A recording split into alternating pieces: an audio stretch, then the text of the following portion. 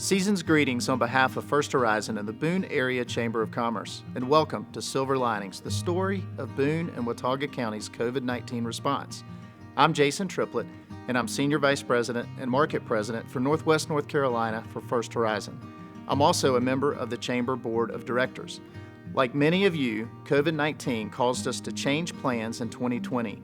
Ordinarily, the Chamber's annual meeting is one of our most anticipated and well-attended events, and First Horizon is proud to serve as title sponsor of this year's event, even if we have to deliver things a bit more socially distanced this year. Back in August, we came to you with exciting news about the Chamber's achievements and direction during the business portion of our annual meeting, and we told you we'd be back to honor our annual award winners at a later time.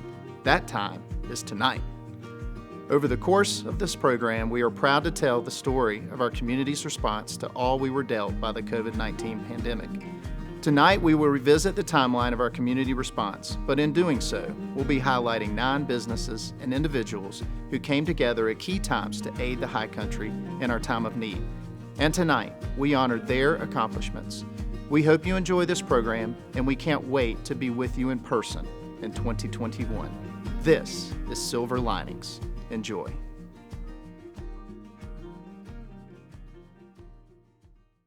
Bars and restaurants will be closed to sit-down service. Statements like these stacked on top of us for days. Therefore, today I will sign an executive order that closes our K-12 public schools. Information was coming fast, and the steadiest of community operations were changing by the minute.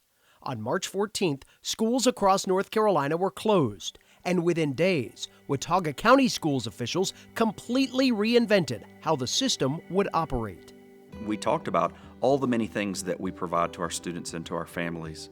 We knew that right alongside our decisions about instruction and technology and COVID and keeping everyone safe would be how would we continue to feed children. So from the very first days of this, we knew that we didn't know what it would look like, but we knew we had to continue our meals program in some way. A plan to provide healthy meals and distribute them throughout the county to any child or family that was in need was quickly formed and brings us to our first award of the evening. Our partners at Boone Golf Club help us present the 2020 Wade Brown Award for Community Involvement to the Watauga County Schools Child Nutrition and Transportation Departments. So we have about 4,600 students enrolled normally, and we have about 800 who eat breakfast each day and about 2,000 that eat lunch. So the students that were top of mind, first of all, were our free and reduced students. Those tend to be the most food insecure students in the system. So those were the ones that we were focused on initially, trying to get the service out to. Our number one goal was to try to keep our employees working and on the payroll and making sure they were paid, because that's their livelihood. So we were definitely very busy. We were serving way more meals than we typically did. It took a little extra effort to box those up and put them on the bus each day and go out and distribute them. My staff also rode on the buses to go deliver the meals. We needed someone there to account for them, tally mark them to make sure that the meals were going to students. I didn't really have to reach out to anyone. They all were coming to me. My phone was ringing off the hook. I was getting emails, checks from the faith community. We got checks from individuals to help pay for some of the expenses we were incurring. Local businesses were very generous in donating to-go containers and bags to put meals in. We had some Cambros that we borrowed from some restaurants. So everybody was very generous and willing to help in whatever way that they could. We knew that we needed to provide a service to the students and families in the county. And once the North Carolina Department of Public Instruction decided to allow us to use our transportation funds for that purpose, so we just started putting it together. We fortunately, the child nutrition director in my office is right next to each other, so we were able to have those conversations and get the ball rolling. So at the height of the distribution, we were operating 12 buses. So we tried to place 3 people on the bus to make sure that there was enough staff to, to accomplish what we were trying to do, including the driver. And Staffing really wasn't, it wasn't hard to come by because everybody was excited to participate in it. There were a lot of teacher assistants, teachers, child nutrition staff. These people come in contact with children every day at the schools, and they wanted to see the kids. And they were volunteering to go on the routes, rotating so that everybody got a turn.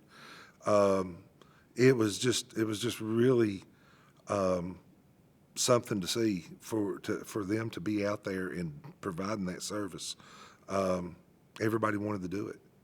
They're all very dedicated to their work, and they focus on providing for children, and that's their main goal. And so it was very fulfilling to them to see those people come get the meals, the ones that rode the buses, getting to see the children and give the meals to them on that bus route.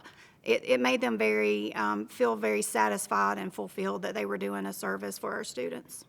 I think that they gained some confidence that, you know, they could turn on a dime and do anything that they needed to do to provide the service that we're charged to do each day. They worked very, very hard, and I just think that it made them feel good to know that they were helping. I think the smiling faces that they got to see, the kids were just so excited to see the bus pull up and deliver the food and be able to talk. A lot of times the driver was their regular driver.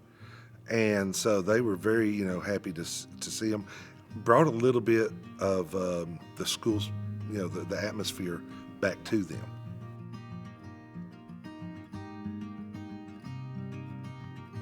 Food insecurity was a major concern throughout our community as the impact of the pandemic left thousands of high country residents unemployed and without a financial safety net. The generosity of residents and businesses helped provide hope and immediate relief to those in need, as people waited on government loans and programs to get funded. The tough times brought on by the pandemic magnified some long-standing issues that our area has faced when it comes to hunger and food insecurity. Our next award recipient used the strength of his business connections and the generosity of a network of volunteers to help provide food to those in need. The 2020 Ben Suttle Special Services Award is presented to Todd Henley, co-owner of RANSOM in downtown Boone. I had joined a meeting with some of the local leaders and educators, social workers in town, and we had all met over at one of the hotels in the conference rooms talking about if the schools were to shut down, what the plan was to feed the school children. So my thought there was just, hey, you know, we're a restaurant, we're going to be, you know, potentially shut down, we've got food access, how can we help? And so what came out of that meeting was that the school system had a great plan for what they were going to do to be feeding the children, but raised my hand and asked the question, well, you know, what about everybody else? What about the service industry workers that are all, you know, right here in our backyard? What about the, you know, everybody in this hospitality industry that's going to be losing their jobs? You know, what are they going to do? And so after that meeting, we kind of came back, and Doc and I were sitting at RANSOM just saying, hey, what can we do to help?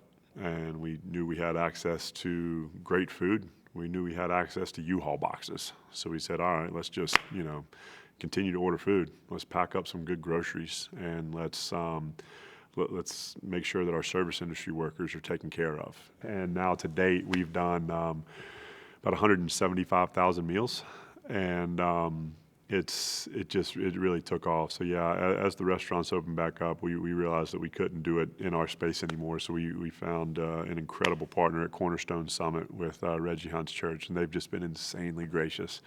The location is awesome because we were able to kind of expand more, have more freedom, and then, you know, also finding more partners that could then, you know, deliver boxes to elderly communities or to people that, you know, couldn't get out or that didn't have transportation. And then it also has allowed just even more partners to come in and to be a part of it. So, I mean, our partnership with US Foods has just been amazing. And so we're able to order in bulk. But then also there's been local faith groups, different businesses, and other restaurants that have also donated just free items to this. There's been, you know, like Watauga High School did a food drive. We've had churches that have done food drives. We've had individual businesses. We've had and other restaurants that have come and just donated food. So it's been a combination, really a community effort. Like, I mean, it's RANSOM Wine to Water kind of get the praise for this, but really it's the entire community that's really surrounded this and supported this. Like, we wouldn't have been able to do it with just ordering food from our from our suppliers. I'd always heard about, food insecurity, but I never really knew much about it. Didn't know much. I knew that there was children on free lunch. I knew that, you had heard about that, there's families, in our own backyard that may not have access to good food, but really, the reality of that didn't set in until we started this program. And then in our first week, we thought that we were going to do about, there's 40 meals in a box. We thought we were going to do about 50 to 100 boxes max for maybe 2 weeks, just to make sure, because nobody knew how long it was going to last. But the need was overwhelming. And in the first week, we did 16,000 meals. And we did that for, multiple weeks on end. And it wasn't just our service industry workers. It was folks from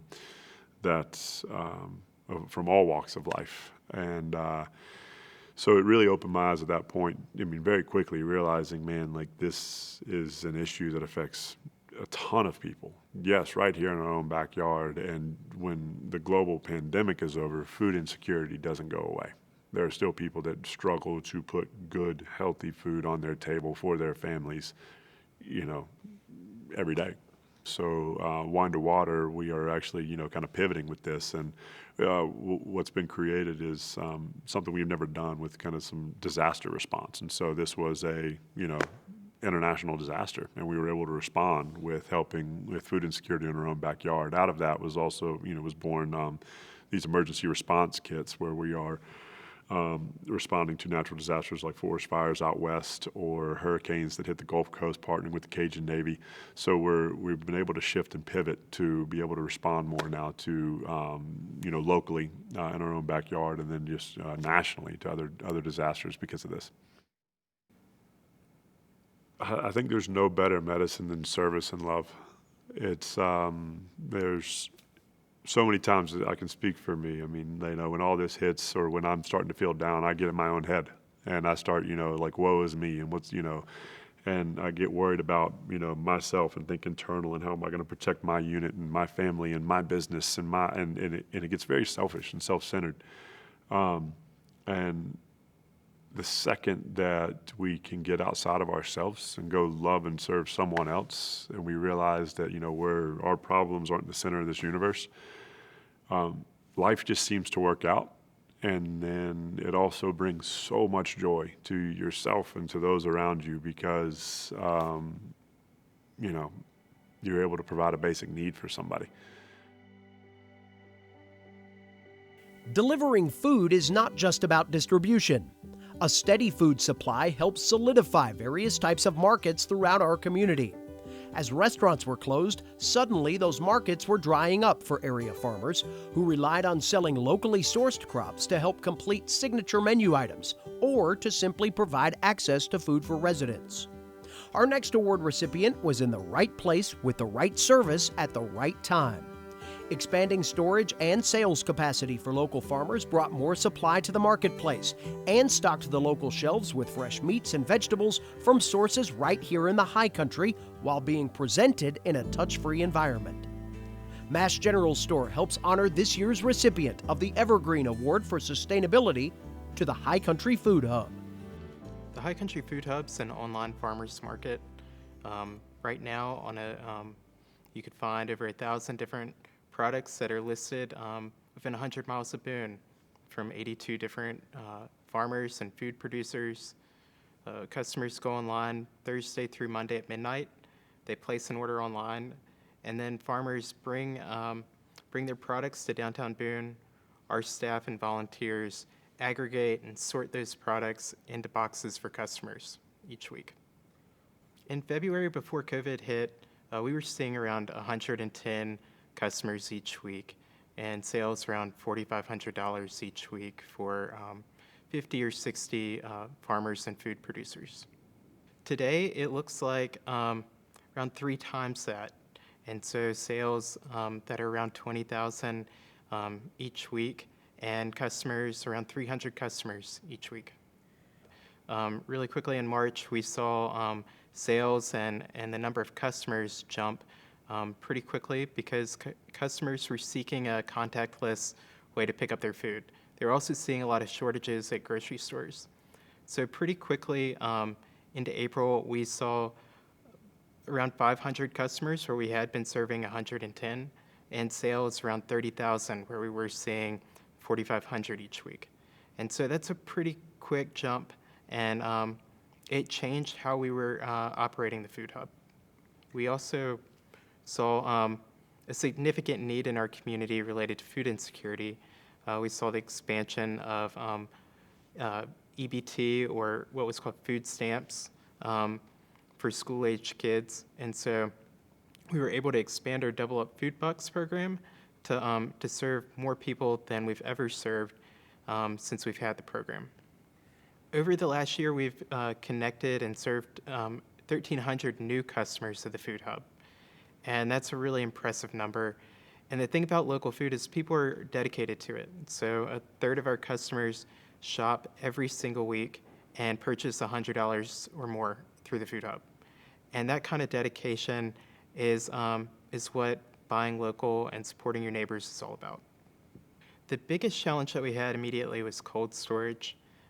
We, in February, were already maxed out of our cold storage. And so we were fortunate to work with our partners at the Chamber and Watauga County EDC to get a grant for additional cold storage, which we were able to install in early June. We also worked with our partners at App State for rolling carts to store food, and with our statewide partners with NC State and Cisco, so we could borrow a refrigerated truck to store food. It was really important for farmers to have another market channel to sell their food to. We have a really vibrant local food scene in the high country. A lot of restaurants source local food. We have a vibrant farmers market. And so farmers saw those market channels shift, and they saw restaurants close with stay-at-home orders. And so it was important for farmers to have the Food Hub as a market channel that they could depend on, and a market channel that saw significant growth. And so without the Food Hub, a lot of farmers would have been stretched to find places for the food that they had planted in February or March with hopes of going to restaurants. We've definitely been in a response mode since March, and we're still serving at a really high capacity our community, but we recognize the impact that we've made just from talking to customers and how much they appreciate the service that we offer, and from producers. It's really satisfying to know that you're making such an impact.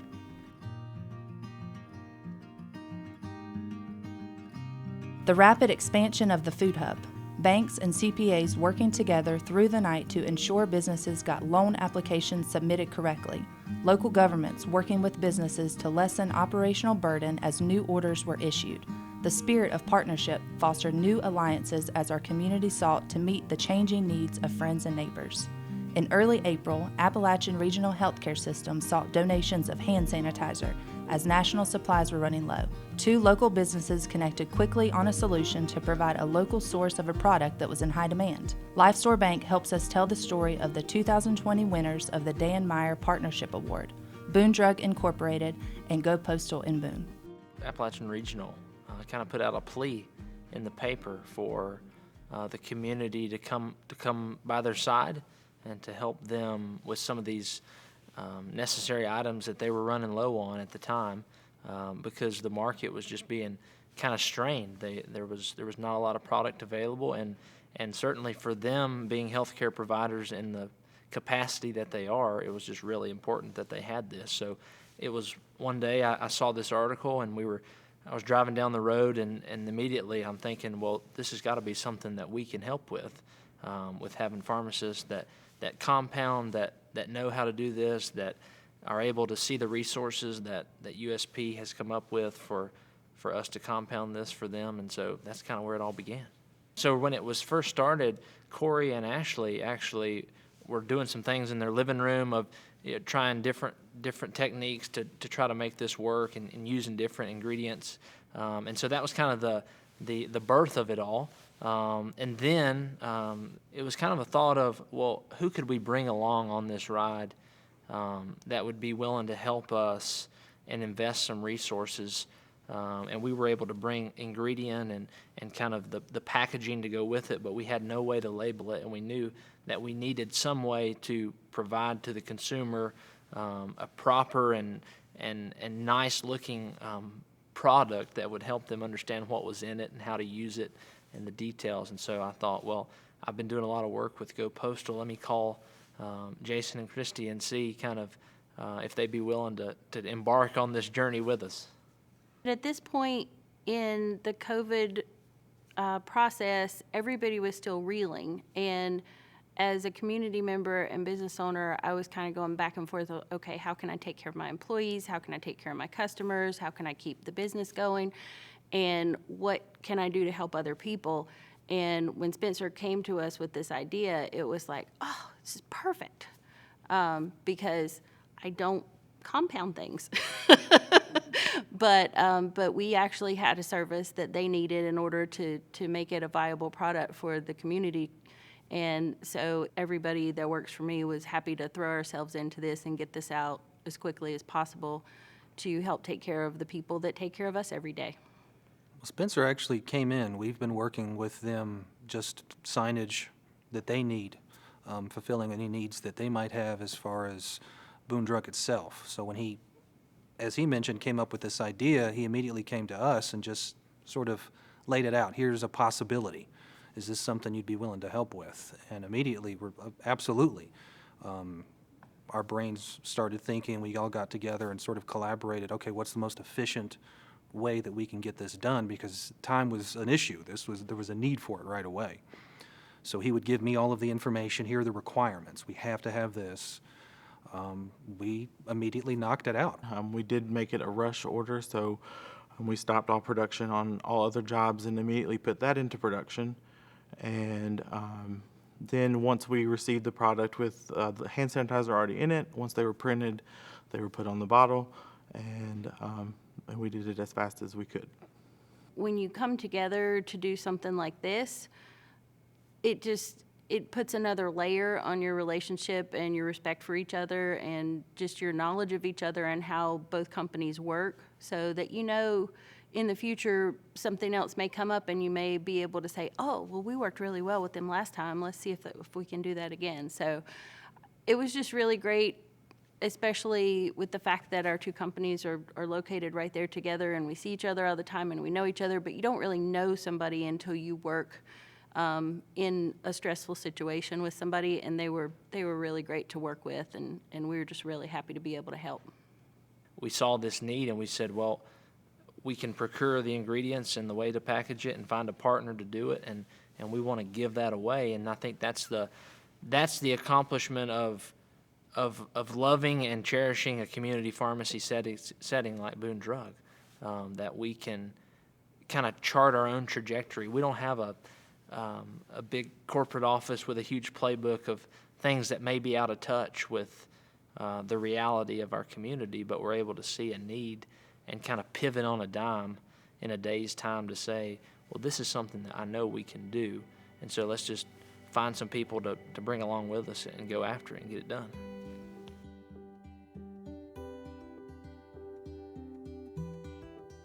Providing supplies to frontline workers was on the minds of many in our community.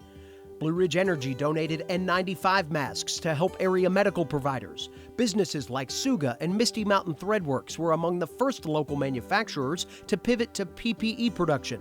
These needs being met locally helped limit the lag time that came with trying to source supplies from off the mountain, while also helping stretch out supplies already stockpiled by local emergency management teams.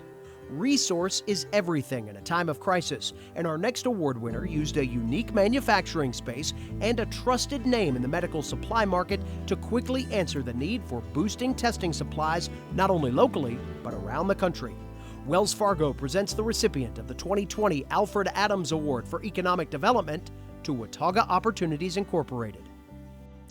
Watauga Opportunities is a private nonprofit agency that provides vocational and community services for individuals with barriers to employment or community involvement. that can be individuals with intellectual and developmental disabilities, or individuals with mental health disabilities or substance use, or anyone chronically unemployed. When everyone kind of went home on Friday, March 13th, the unknown was creeping in, and people just didn't know where to turn. A lot of our staff were afraid to be around each other, afraid to come to work and whatnot.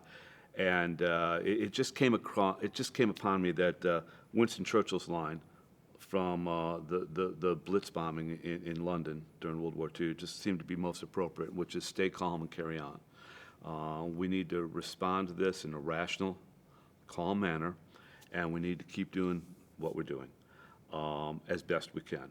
And our goals were, one, to be proud of what we did when we come out the other side of it, to look back at what we've done, be proud of what we've done.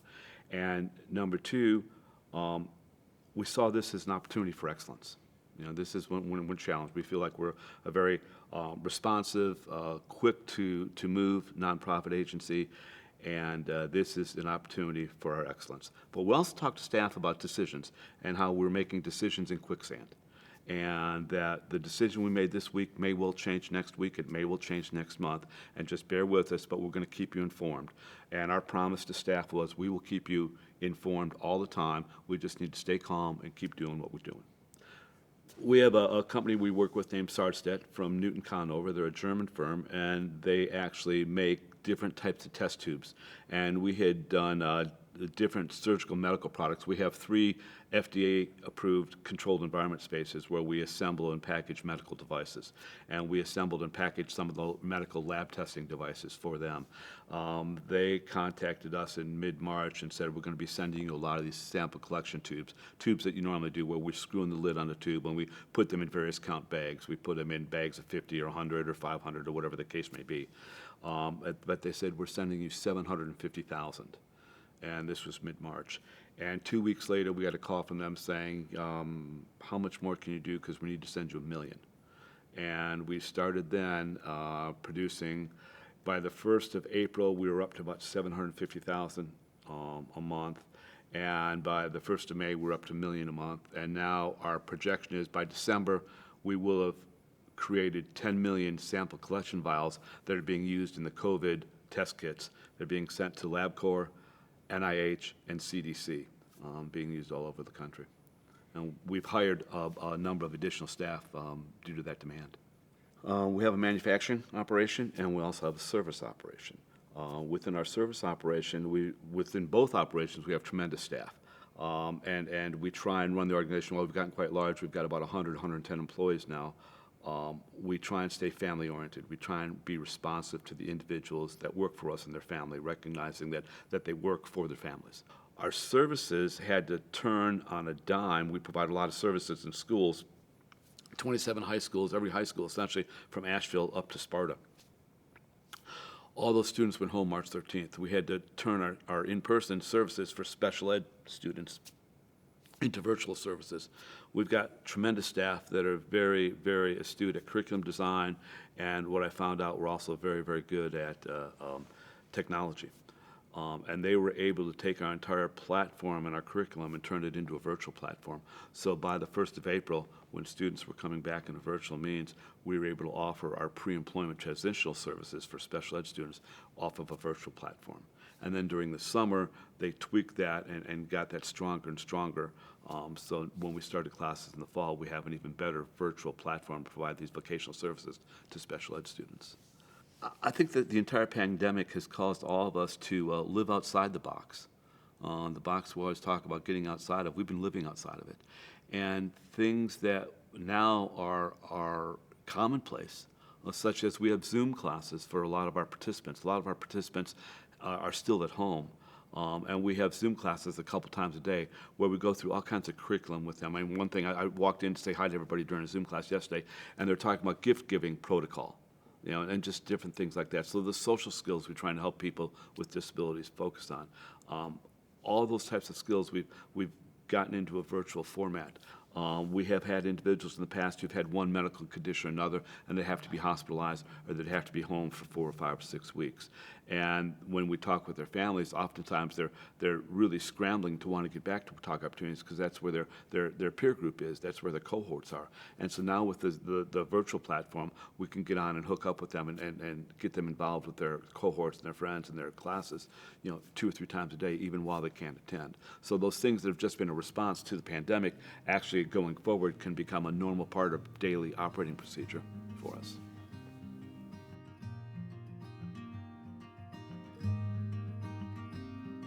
The effects of the pandemic were forcing businesses and individuals to tap into their resources and creativity in ways that could help them deal with the seemingly daily changes to our high country lifestyle.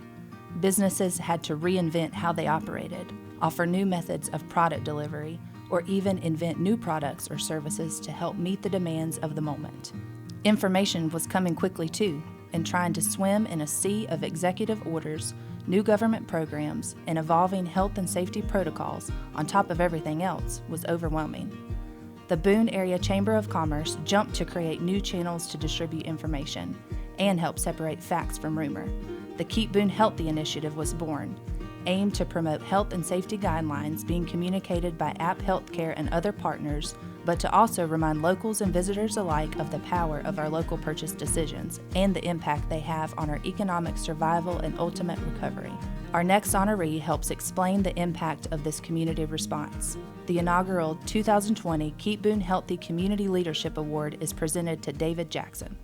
At the onset of this COVID time, when it became clear that there were going to be some pretty significant community disruptions, we were trying to figure out a way that the Chamber could respond to what challenges the business community was going to soon see.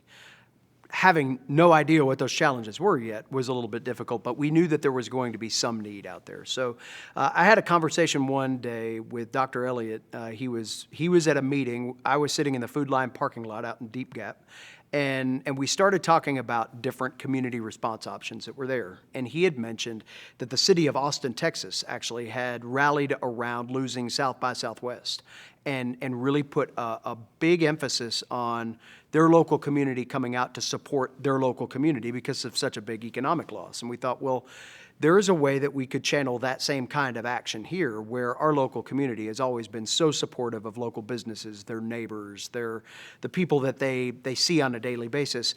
What could be that answer for Boone in the high country? So Keep Boone Healthy was born out of that as really a 3-prong approach. It was finding a way to consistently communicate the public health message that App Healthcare needed to get out and was looking to get out in different ways.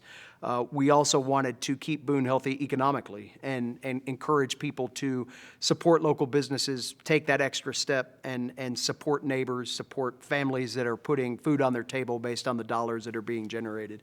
And then the third prong to keep Boone healthy really was about the planning for after the fact. When we are all able to get back on our feet again, what does a healthy community look like? From bringing the economic elements together with the health elements to build our economy back and find something or some series of things that we could pivot on to get people moving in the right direction and keep our community as vibrant as we possibly could. And when we saw the vast amounts of information that were coming down the pipeline on a variety of things, everything from loan products to health and safety concerns for employees, how to keep businesses solvent, we knew that we could be somewhat of a channeling device.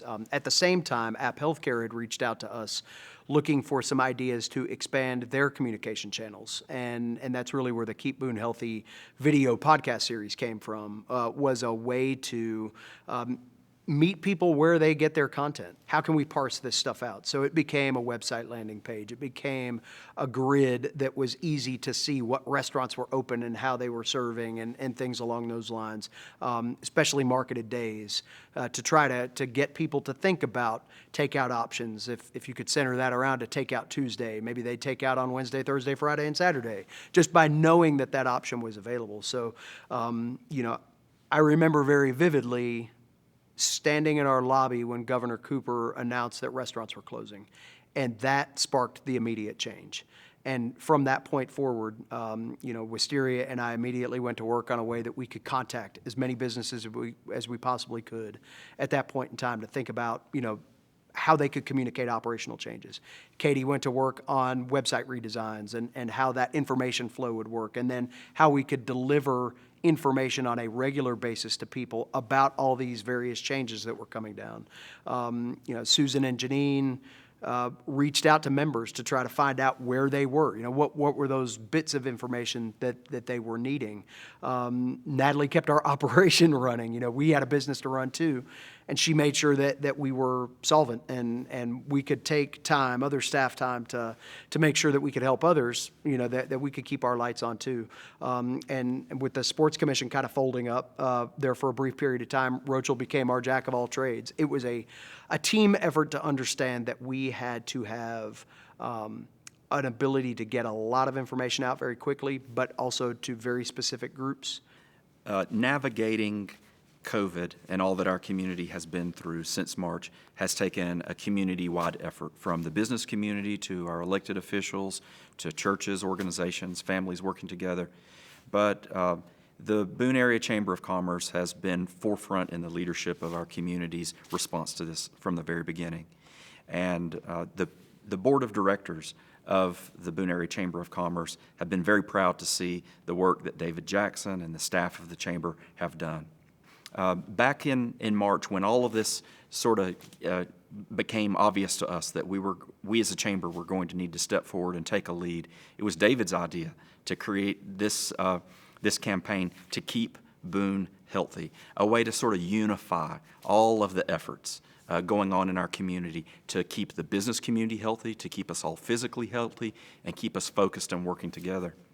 We are blessed in our organization to have a tremendous staff. I go to work with a great group of people daily that have made a lot of sacrifices to continue to do the work on behalf of our business community that needs to be done, and our full community for that matter. We've had a supportive board of directors that has understood that we've had to make very quick operational changes and have been very supportive in that to allow us, again, to provide the services that we want to provide. I think that one of those services that we want to provide is bringing great minds together and leading the important conversations. In many cases, our response has looked like getting different elements of our community to come in the same Zoom room or the same virtual meeting, whatever that happens to be, and let their talents and their abilities take over. We're just the ones that bring them there. That, I think, is a role that the chambers of commerce across the country have always played that maybe have become more magnified now. In some ways, this pandemic has helped the business community understand that there is a supportive resource there. No matter how that looks, whether it's connect me with a loan, help me find customers, help me reimagine the way that I operate my entire business. We got calls at 6 o'clock in the morning. We got them at 9 o'clock at night. We answered every one of them because we ultimately, as a staff, care about what this community looks like and what our experience is collectively. And we wanted to make sure that while we were being dealt all these challenges, that people knew that they had a supportive backbone behind them, and if we couldn't answer the question, we could bring somebody to the table that could. The Boone Area Chamber of Commerce would like to thank the businesses you see represented here for their support as sponsors of the Keep Boone Healthy campaign. These businesses helped sustain our operation during the spring so we could continue to provide resources and connections throughout our community. We thank these partners for their leadership and continued willingness to support our community when it matters the most.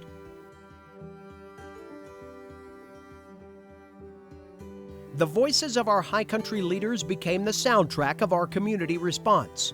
Connecting people and businesses to resources and presenting the facts about what we were being asked to do remained valuable currency. Those community connectors provided normalcy, a consistent face and voice to share the news of the minute, and provided reassurance. Our most trusted connectors saw their roles expanded to engage new audiences and to help make sure everyone had access to what their families needed to survive the pandemic impact. Our 2020 Baker Jones Woman of the Year Award winner brought her everyday skills to even greater heights as she worked to provide comfort and stability to so many. Blue Ridge Energy and Appalachian Regional Healthcare System invite you to feel the impact of Yolanda Adams. So my typical day starts me working for Watauga schools. That's my full-time job there. But I also have freelance contracts with different agencies in the county. So I work and serve DSS and Child Protection Services. I also work closely with Daymark and the Children's Advocacy Center. So my main role with the school system is to provide resources for community as a family resource coordinator. When I think specifically having about a language barrier, I think it's almost like having a word in black and white. You go into a place where you're in need of something, and then you come into that barrier that you don't know exactly how you can explain what you need. So for example, like to keep it a little bit like in a comical way, just thinking a child going to wish upon what they want for Christmas, and they sit in Santa's lap and they realize they cannot communicate their need. That is very frustrating. Now, when you bring it to real life, it's even more impacting. We're talking about wanting to know exactly what how your child is doing in school and not being able to really know how's it going. So being that bridge and being able to help those that have that barrier in between, it is one of my biggest privilege, because no one should ever have fear about being able to communicate their needs or being able to get what they need in order to be successful. Personal relationships for me are key for everything. I don't think either parties can be successful if there's not a personal relationship in between.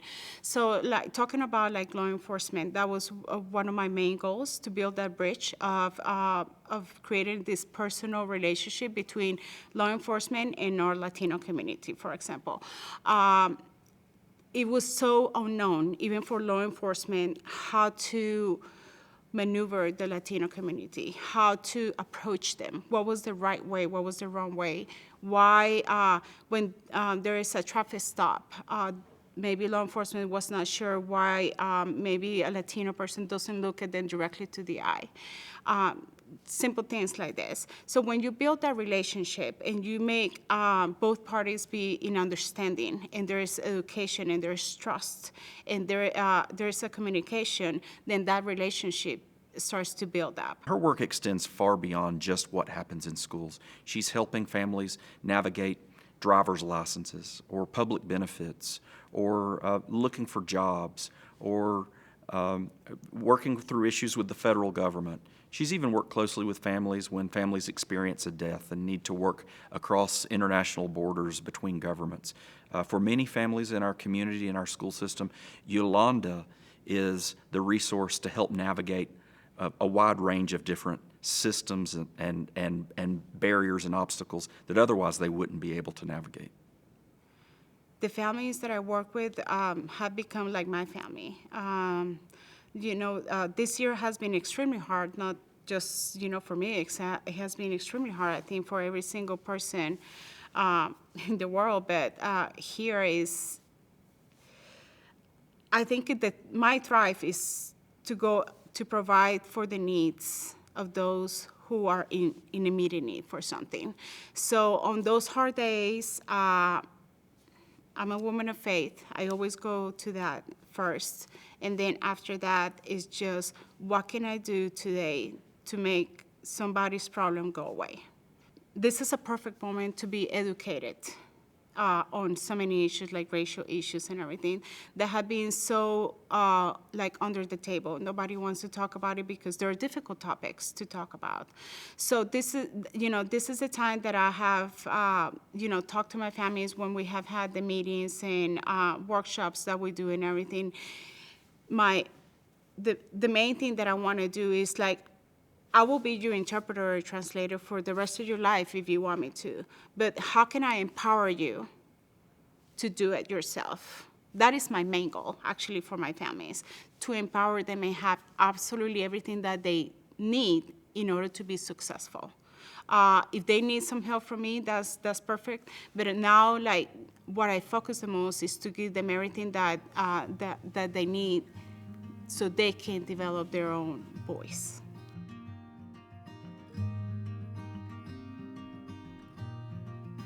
Powerful voices can lift up a community. They can bring comfort, and they can provide needed perspective.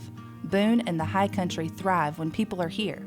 Tourists, second home residents, college students.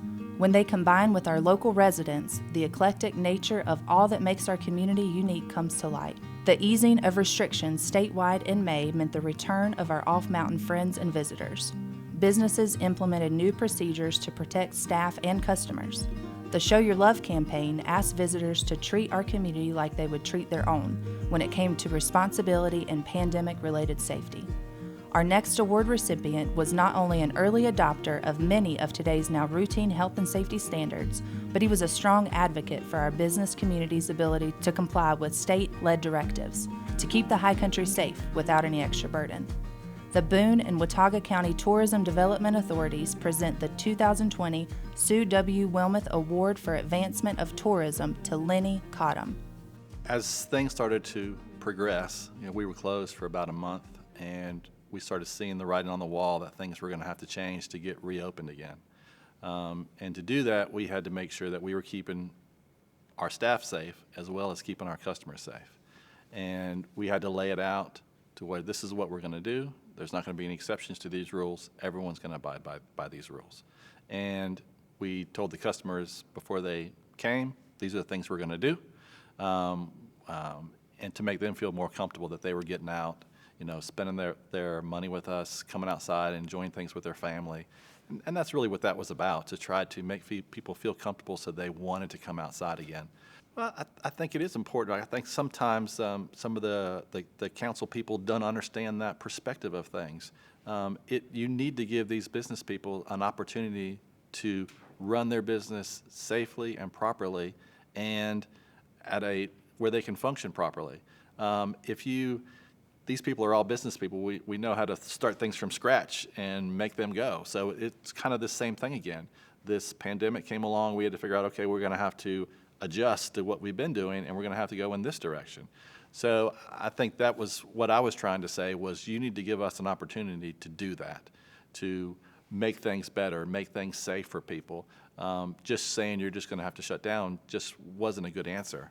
People from off the mountain are used to coming here and enjoying this area, and if you shut down and not offer that to them, maybe they'll go somewhere else and experience someplace else. It could have been somewhere in Virginia, West Virginia, out west, whoever is open, and now you may have lost those customers, someone who was used to coming to the Boone, Blowing Rock area because they just loved it so much. Now all of a sudden they're getting, these other people are doing things to entice them, keeping them safe too, and they say, well, we went over here to XYZ state and they kept us safe and we had a great time, we're going to go back there. So as business owners here, we had to show people we can keep you safe, we can welcome you in, because we don't want to lose you because this is happening. We're going to show you that we still want you to come. We want you to come see us during this part too, because we can do great things even with bad things going on. I think that they're trusting us. They've been, we've got a tremendous amount of repeat customers coming back again and again. So I think they expected us just to kind of pivot a little bit and do these new things and continue to be operational. And I think that's important to us. I know it's important to me, and it's probably important to our customers. I know I continue to frequent businesses that continue to do the right thing and seem to want your business. I mean, some businesses, they don't seem like they want your business. So I want to be a business that I want your business. I want you to come. I want you to have a good time while you're here. I want you to leave with a good feeling that you had a good time here and you can't wait to come back.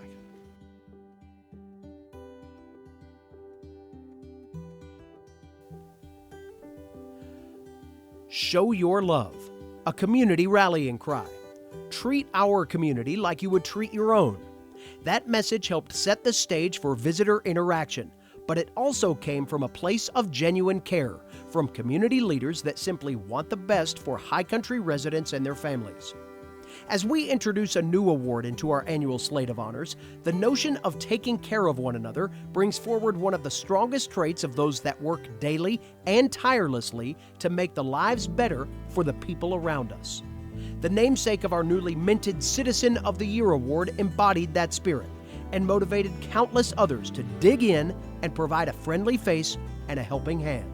Tonight, we are honored to present the inaugural Kathy Crutchfield Citizen of the Year Award. Well, Kathy grew up on a farm in rural eastern North Carolina and didn't have any brothers or sisters, and somewhat economically distressed. And I think after college and after we got married and then having the opportunity later in life to sort of pay it forward and give back to the community, she had a great love for children in particular, and felt like a lot of her attention was directed toward them, and had the opportunity to work with as a volunteer in a number of organizations in the community, but most important to her was working behind the scenes and as a leader with the Back to School Festival. One of the responsibilities she took on was purchasing the shoes for the kids in the program, and that entailed over 1,000 pairs every year of various sizes, various shapes and forms, and for boys and girls. And many a time we would go to local merchants and merchants across the Carolinas, in fact, trying to find the good deals, and coming back to Boone with a carload of shoes and unloading those and sorting those and turning our downstairs area into a shoe central for the program. And she did that, gave her a lot of joy, and she did that each year, and even though she wasn't responsible in the giving out of the shoes at the event, the Back to School Festival, doing that behind the scenes gave her a lot of satisfaction, and it meant so much to the kids too. I know many of them were saying, this is the first time I've ever had a new pair of shoes to start school.